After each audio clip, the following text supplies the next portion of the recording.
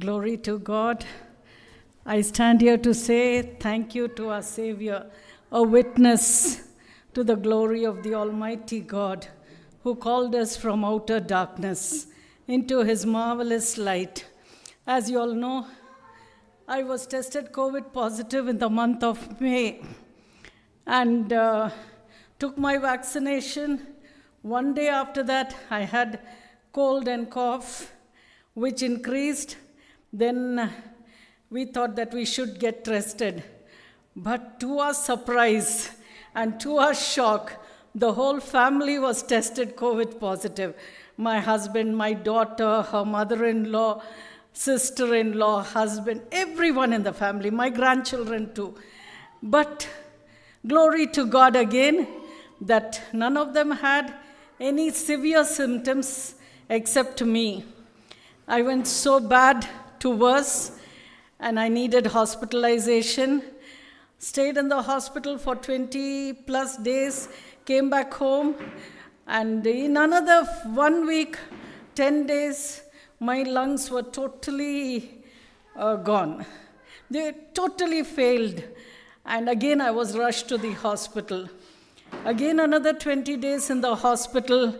Finally the doctor said, with that oxygen mask, running 50 liters, 60 liters of oxygen was terrible to bear. My breath is the word of God. I have, from the day of salvation, if I'm doing work, yes, I will be distracted. But if I'm alone, there's nothing else but Jesus and me. We are very good friends. John 15:15 says, He is our friend. He doesn't leave. 14:18 says, He will not leave us as orphans. So in my good times, whatever I memorized, whatever I inherited, whatever my bloodstream took in, came to me in the day of trouble. And you know, COVID ward, easily they don't allow visitors to come in. But amidst all that, my family fought and they entered the ward. They were with me. I tasted the love of God, tasted the love of my loved ones. When I couldn't do it, God raised an army for me. Prayer warriors from every nook and corner. You know, they were praying for me when I couldn't do it. That's what happens. In good times, I stand here as a witness to say, I am 60 plus, and I stand here to say to the youngsters, in your good days, in your healthy days, know your God. Know His power. Know His grace. Know His mercy. It will be unrolled before you, and you will walk when you cannot. He will carry you. That's what it happened to me. And when Pastor John came and visited me, he said, you don't have to make big prayers, but you just tell the Lord, help me through this. Because to sit was difficult, to talk was difficult, to go to the loo was difficult. But amidst it, he said, just pray that the Lord will take you through. He will help you. Help me, Lord, to go through this. And I used to say, Lord, I want one verse. I want one verse which will tell this. What my pastor told me, I want to tell it. And he brought to mind Isaiah 41 and 10.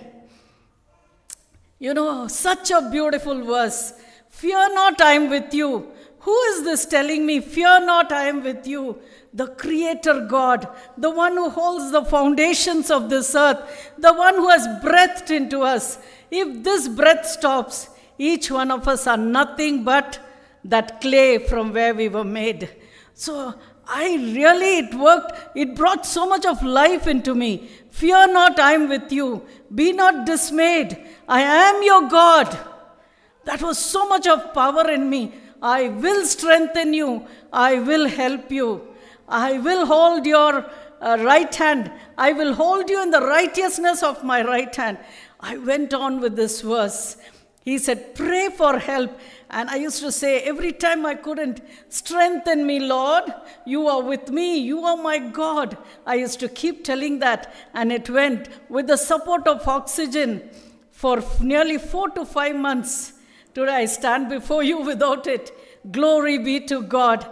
And amidst everything, I saw death so close to me. I saw people dying around me, and I was so scared. But the comforting hand of God came upon me, and He said, to die for a child of God is a greater glory. To live is glory, but to die, you're just passing from here to a greater glory. That was the comfort He gave me. Some years back, about 4 or 5 years back, when we went to Israel, in River Jordan, where Jesus took baptism, when we saw that, we were excited.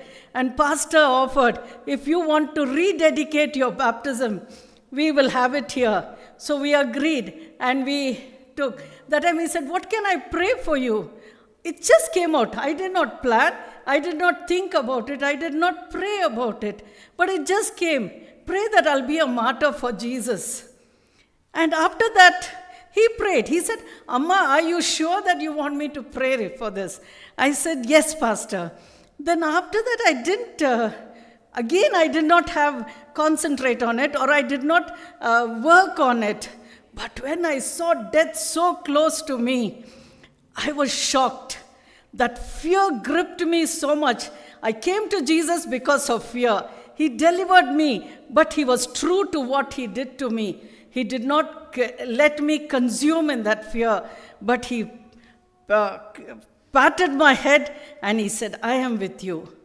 Death is a greater glory for a child of God, because if you don't know where you're going, it's very scary. But if you know where you're going, it's a lot of comfort for us. So praise God. And then He reminded me, you very plainly said, I will be a martyr for you. Do you mean what you say? So when we make a vow, when we make a prayer, thoughtfully do it. We thank God for it. And I thank God for the strength He gave me. I thank God for the life He has given me. We lost so many loved ones. We can't say why we lost them. We can't question our Creator God. But we can surely be thankful for all that He has done, because His working is perfect. We cannot question the Creator God, but we can prayerfully ask for His comfort. We can prayerfully pray for those families that lost their loved ones. He has brought me back for a plan and purpose.